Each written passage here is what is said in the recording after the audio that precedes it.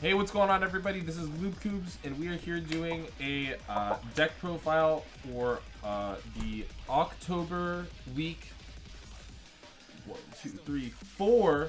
October week 4 B.A.D champion deck profile. DarkNiki, aka Medolce Best Deck, came in first, undefeated, with Windwitch Spellbooks featuring Fairy Tale Luna. I'm here with DarkNiki. How's it going, man? Hello. I'm good. I'm good. Good. I don't know about you, but I was super excited that you won with this because Windwitch Spellbook is something I built about a month back and just shelved it. I never played it for some reason, despite being excited about the deck. I just forgot it existed, and I'm totally ecstatic that you won with this. I'm looking at your list. It seems really polished for the most part. I have a few questions, but I just wanted to go over with you the list, starting with the main deck. Yeah, I do have a lot of experience with this deck.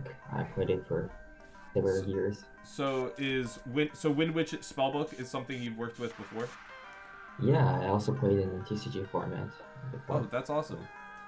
Yeah. So for people who are unaware, what's the synergy between Windwitch and Spellbooks? All spellcasters. Yup, spellcasters. Hell yeah. When And you normal summon Blue Boy, search secrets, search knowledge, you draw two. You can use you're digging so much from your deck that you can draw to Ice Spell and pretty much get a free Crystal Link with Pegasus and Graveyard. Speaking of forms of a bad, that's pretty much nuts. yeah, That's so nuts. absolutely. And Draw also, two Crystal and Link, and also going second with the adding Mr. Synchro, popping a relevant spell and trap is huge. exactly. And it cannot be destroyed by card effects, so in that, that's pretty insane because Crystal Link can protect himself. Um, so was Luna something you played in your TCG version as well? Yes, one is amazing. Yeah, Luna is really nice, especially in this deck. Like it's so sweet. Yeah, so the Windwitch package is looking pretty standard. You know, 3 ice spell, 2 Yeah, blast spell, yeah. 1 snow bell.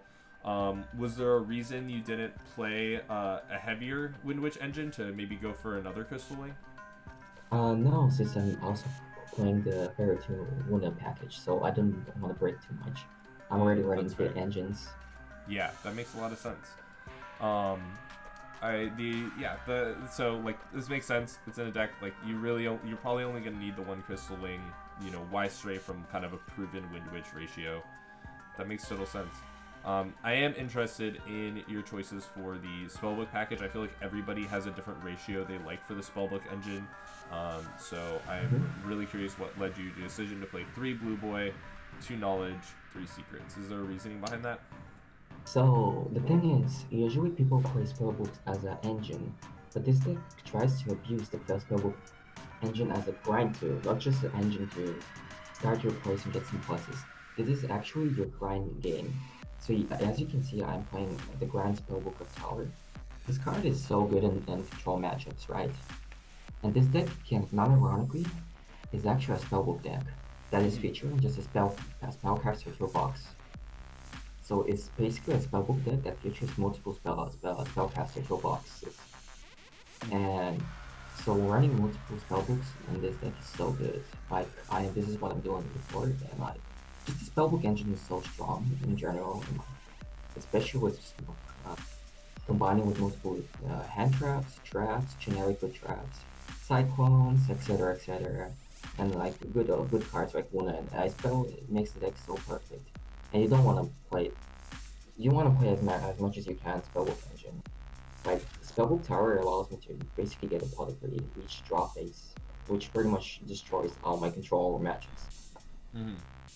Yeah, that makes a lot of sense. Before we get into some of the tech choices and disruption you played, Luna is a really cool card. For anyone who's unaware, Luna, when you normal summon it, you're just searching another Luna to just keep up your grind game, and it has a quick effect where you can target one face-up monster your opponent controls and bounce both Luna and that card back up to the hand. They can send another copy of that monster from the extra deck to negate the effect, but I've yet to see anyone do that. So can I talk a little bit about Luna, why it's so good and bad? Yeah, please do. Okay. So first of all, before I started turning, everyone's like laughing at me because I'm trying to play Luna Control. After the tourney, everyone wanted to ban this card. I was like, can't ever. The thing with Wuna is that first of all, it can dodge hand traps, which is huge, and is a free +1 on normal summon. It has a great stat line, and it has a quick effect, and it can dodge trap cards because of its quick effect and same hand traps, which is huge. That's absolutely amazing. Let's say, let's bring up two tier 1 decks, Trap Tricks and Zodiacs. Let's say Zodiac ended up in a Dryden, right? It's your turn now. You normal summon Wuna, search Wuna, attempt to go to battle phase. Attack over Dryden if it doesn't have attached Ram Ram. Dryden tries to pop Wuna, Wuna chain to target Dryden. Dryden gets bounced to the hand, so you +2 in interaction, I'll just normal summon Wuna. Same thing with Trap Tricks. You normal summon Wuna, search Wuna. They try to use their trap hole. They just quick effect chain 3 Wuna. Target Sarah. You're +3 in that interaction. Just generally speaking, just comparing to how Wuna goes versus other tier 1 strategies in that. And it dodges traps and hand traps, so it's overall just an amazing card. And it has nice synergy with the spellbooks. Yeah, definitely. And your opponent has to kill the first Wuna, because if you're allowing me to establish double Wuna, it's pretty much game over at that point. It's so hard to beat one. It's two Wunas in the board. Because as we can see, this is not a hard one per turn, so this can really spiral out of control quickly if they let it. Exactly. So yeah, it was great. Yeah. So now getting into some of your disruption here, we'll start with the hand trap lineup. I feel like Triple Ash, Triple Veiler is pretty standard in this format. I do have a couple questions. I feel like Ghost Ogre, especially recently, has become a lot more powerful. You're only playing 2. Is this something you think you would bump to 3 in the future? So basically this deck is super flexible and can play any cantrips or traps you want. In this tourney, this week, bad week tourney, I was expecting more Unchained and some different decks that Ghost Ogre was not representing so much good.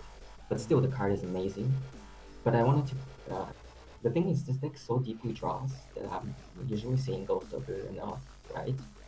And it can break sometimes because it's a hard one splitter. I had an experience breaking with it.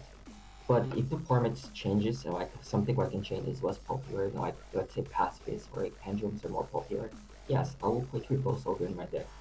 It's just a flexible spots. The hand traps are just as flexible ratios as same as the trap lineup. It's just what do you want? What do you prepare for the tourney? And was playing DD Crow over Ghost Spell another call against Unchained? Yes, and DD Crow versus Evil Eye, Ghost Bell, Avarice, a lot of cards, Metal Foes. It was so good all weekend. Now, I want to jump over to the traps here and start with the one that I feel like is most relevant here. Was Debunk this card? I look at this and I think a lot of people when they first look at Debunk, they're like, oh, this guy mained intentionally against Unchained. When I look at this, I feel like, no, this card is just cracked. Like, especially in the context of bad format. It's so good. Like, I think there was a big argument in the Discord where people thought that you made this specifically for Unchained, but I disagree. I believe you just concur that this is just in the context of bad.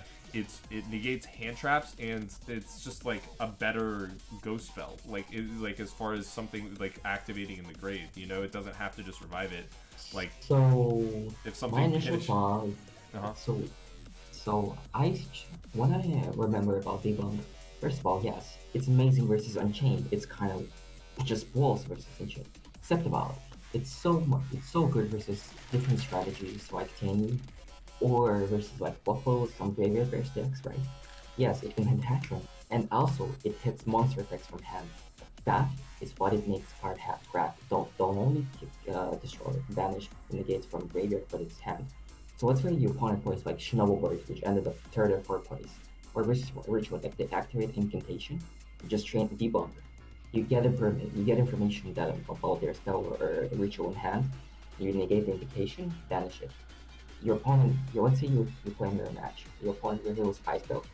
Easy peasy. You just actually debunk. Like no brainer. The card is actually super versatile and bad. Like people like, of course it can hit. It has some bad matches. Let's say like. And it's free too.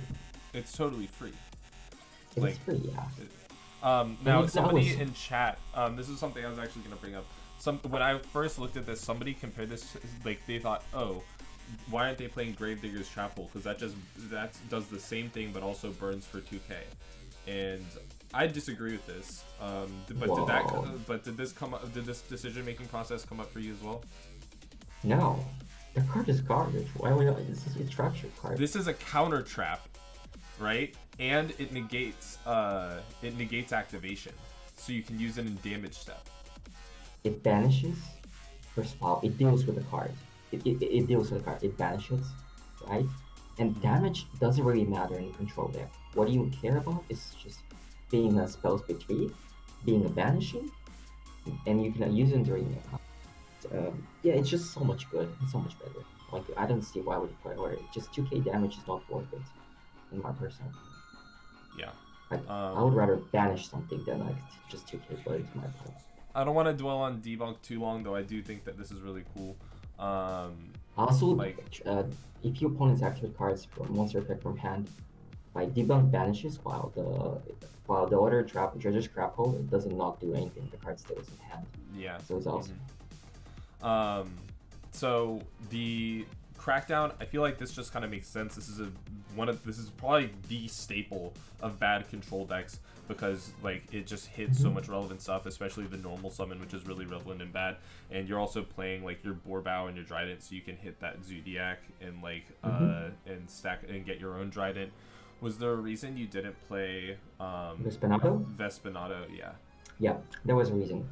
I was first trying with Vespinato, but it didn't end up good because moving on into this weekend, I knew that there are not going to be a lot of extra deck based archetypes going for this. There were going to be a lot of rituals and chains. Some not really XYZs I was expecting to see this weekend, and like it's Crackdown on a rank 4. It almost like it never comes up. And this weekend, I knew it never going to come up, right? So like it's not that great. So, but still, to Crackdown was amazing for the Zoo matchup and for like Unchained and some different archetypes. It was great. Just stealing a roll forward and I can make Castel, just spin back everything because I have a free Luna. Was pretty easy. Or make Stardust, which was MVP in some matchups. Alright, and finishing out the main deck trap lineup was Lost Wind. I feel like this just kind of makes sense. Like this card is strong and it's like it's one of your main forms of monster negation outside of Crystal Wing. Yeah, in this deck, like a lot of people are not playing Lost Wind, but in terms of this deck and how it plays out, Lost Wind is pretty important. It's because it's a Crucible Trap, and it's not only it's monster negate, but it also reduces the attack, which is pretty important for control decks for the Luna beatdown. Because a lot of during the weekend I caught my opponents during damage step activating Lost Wind. Just also to be able to reduce the attack is pretty important in a control deck. Making all those beaters just be lower than your monster. Yeah. Moving along to your other spells, Cosmic. I feel like we don't have to talk about this too long. There's a lot of control decks in bad. If you're maining Cosmic, you have a leg up against other control decks. It also helps in like the Unchained, which was also like kind of a meta call. But I am interested in Scapegoat. I thought this is a great idea. Like if you see it, it gives you access to Boarload, which is something that's otherwise really hard for you to make. Okay, so Scapegoat. What Scapegoat? Okay, let's say you open with Scapegoat and Luna. You normal summon Luna. Okay, you activate Scapegoat in your opponent's turn. Now it's your turn again. Normal summon Luna. Luna gives you a free discard fodder for the Nightmare Engine. So basically, what you do is like you normal summon Luna, get free discard engine, just and start wing climbing with your Phoenix and Cerberus. Also, I found for a lot of decks, yeah, it's pretty amazing. And I also found that a lot of decks has struggling to out Cerberus plus Phoenix walk down. Basically being able to destroy the card that battle with card effects. Just putting out like Linkuriboh, Phoenix, and Cerberus co-linked. Yeah, that's actually amazing. There. Yeah, that and then like no, that actually makes a lot of sense. You're removing your generate if it's co-linked, you're gaining back some advantage, and you're setting up like a wall on top of your other control plays. Yeah, you pop 2 cards, draw 2, and basically draw 2 draw 3 because you can discard one free card that you search from Luna. So it's pretty great. Of course, if you need to, you can just go for Warlord, but that's depending on what's happening in the game state. So, while we're talking about the extra deck, we already kind of covered the Nightmares. I mean, Link Rebo and Anima, these are given since you're playing level 1s. And Instant Fusion, yeah, inside it. Yeah, and so like that's what I was gonna bring next is so the Thousand Eyes Restrict is for Instant Fusion. It's another level 1 access for these. Like that's pretty great. Like Instant Fusion, summoning a spellcaster removal, and then like you can go into like in the possibility of Anima removing 2 bodies from board with 1 card is pretty sweet. And then you knowledge, so non-destructive into removal that you can, and then you can use for Spellbook Engine to draw free. And I assume we'll get into the reasoning behind Instant Fusion when we cover the side. Okay, but no, you're fine. I'm really wondering is did you summon Quintet Magician once? So this card, as you see, I'm starting on American Fusion. This is for control matchups. Each time I play versus control matchup, I side this card, no matter what. This card is Uno reverse 1 button card versus control. It literally can win. Like, Windbook just puts 3 spellcasters graveyard. Bobo is a 4th, and Moon is a 5th. You also have Restrict and Flower, so it's pretty easy to summon it if you see. I was about to summon it, but my opponent rage quit before I can do that. Yeah, so while we're talking about these cards that are very relevant inside, the Magicalized Fusion and Instant Fusion, why did you decide to side these over maining them? Okay, because they were pretty bad in main. I tested that in Magical Eye Confusion. I tested in the main deck because in Instant Fusion also it didn't work out well because I really need to disrupt my opponent so I can get into my Scapegoat or one Witch, right? So Magical Wise Fusion main deck is pretty bad because it's only for control matchups. I'm not playing even if it's not facing a control matchup. And it can break you sometimes if you're not facing a control matchup, so that the game is not going too long. Like you rather have something. Like if you're not going to generate a lot of advantage off the combined Regeki Duster, like then it's just a 4500 beat stick that's relatively easy to remove. Yeah, just like if you want to have something faster from one of the more faster decks, and when you play versus slower decks, Magical Fusion just shines. That's why I'm siding it. Yeah, cruising through the side deck, I feel like Dark Hole Regeki is not something we need to spend too much time on because it's in every single side deck in bad format. Rounding out the extra DD Crow and Ghost Ogre for relevant matchups, this makes sense. Was the 1 twin just to fill out a 3rd slot and give you some extra backer removal?